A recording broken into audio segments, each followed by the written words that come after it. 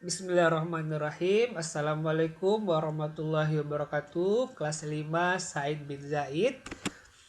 Pada hari Selasa 5 Januari 2021 ini di semester genap atau semester 2 ini berjumpa dengan Ustadz Rio. Kita akan belajar tentang tematik yaitu tema 6 panas dan perpindahannya. Subtema yang pertama yaitu suhu dan kalor. Adapun tujuan pembelajaran kita yang pertama adalah menguraikan teks eksplanasi. Yang kedua menjelaskan kewajiban dan hak sebagai siswa dan warga negara. Nah, yang pertama, teks eksplanasi, yaitu teks yang berisi tentang penjelasan peristiwa, fenomena alam, sosial budaya yang ada di sekitar kita. Contoh dari teks eksplanasi adalah teks peristiwa terjadinya hujan, teks peristiwa perubahan wujud benda, teks interaksi sosial pada masa pandemi, dan lain-lainnya. Adapun yang akan kita pelajari pada teks eksplanasi yang pertama adalah kita akan mencari kata kunci. Kata kunci itu terdapat pada masing-masing paragraf, yaitu kata yang penting atau sering muncul pada suatu paragraf. Yang kedua kita akan mencari pokok pikiran masing-masing paragraf, yaitu inti pembicaraan pada sebuah paragraf. Yang ketiga adalah kesimpulan. Kita akan menggabungkan dari beberapa pokok pikiran menjadi sebuah kalimat yang efektif. Dan yang keempat kita akan membuat ringkasan dari teks eksplanasi itu, yaitu intisari dari sebuah teks yang disajikan secara singkat. Nah, pada buku antum halaman 16 di sana ada teks eksplanasi tentang beruang kutub terancam kehilangan habitat. Silakan antum pause, antum hentikan dulu video ini, kemudian antum baca teks ini dulu ya. Nah, antum baca 2 kali atau 3 kali supaya antum bisa lebih paham tentang teks ini.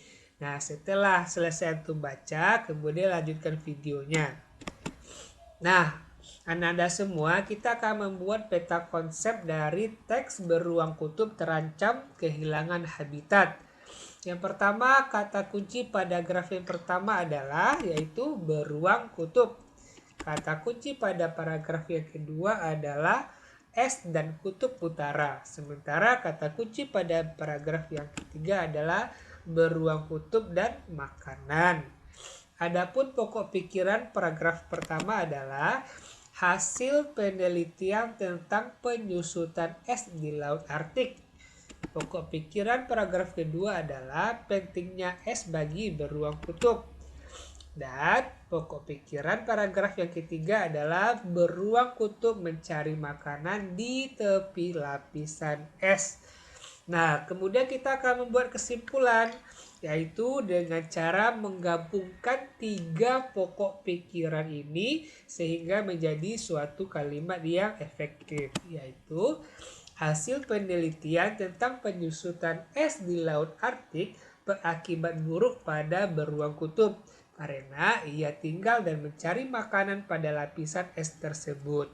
Nah, kemudian kita akan membuat ringkasan, yaitu sajian secara singkat tentang teks tadi, yaitu peneliti menemukan penyusutan es di Laut Arktik yang menjadi habitat beruang kutub. Beruang kutub menggunakan es untuk mencari mangsa, terutama induk beruang yang baru melahirkan karena selama 6-7 bulan ia belum makan. Nah, silakan antum pause video ini kemudian diisi di buku tematik antum ya. Oke.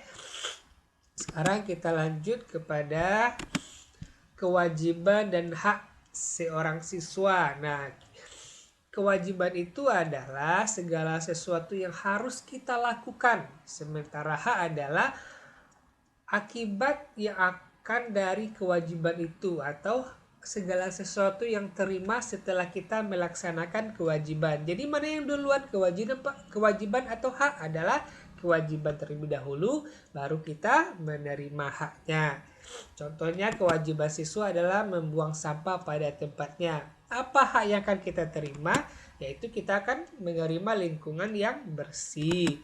Kemudian kewajiban kita mengerjakan tugas dengan baik. Apa hak yang kita terima? Yaitu nilai yang bagus.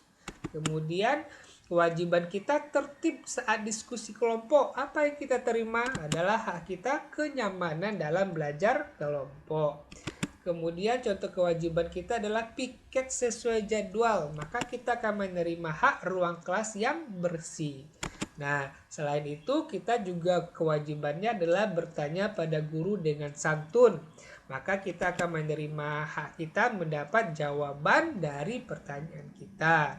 Kemudian kewajiban dan hak warga negara. Contohnya, menaati peraturan lalu lintas. Apa yang akan kita terima setelah kita melaksanakan kewajiban? Yaitu kenyamanan di jalanan. Kemudian kewajiban kita menjaga kebersihan fasilitas umum, maka kita akan mendapat hak kita kebersihan fasilitas umum. Kewajiban kita membayar pajak kepada negara, maka kita akan mendapatkan hak kita pembangunan yang lebih bagus. Dan yang terakhir, contoh dari kewajiban warga negara adalah menghormati pemeluk agama lain. Maka kita akan menerima hak kita hidup dengan rukun tanpa adanya perkelahian dan perselisihan. Nah, itu saja pelajaran kita hari ini. Jazakallah. Nah, jangan lupa kerjakan tugasnya di Google Classroom ya. Ustaz akhiri. Assalamualaikum warahmatullahi wabarakatuh.